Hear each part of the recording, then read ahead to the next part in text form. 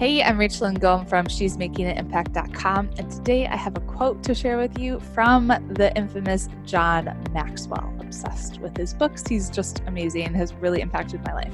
So his quote is, "I don't know what obstacles you are facing in life right now, but whatever they are, doesn't matter.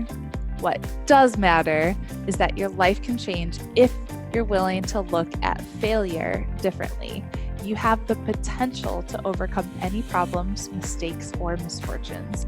All you have to do is learn to fail forward." So if you've been letting the fear of failure hold you back in your business, you need to pick up this book, Failing Forward by John Maxwell. Super transformative. It's also on YouTube. So if you like to listen to audio, check it out on YouTube. It's free.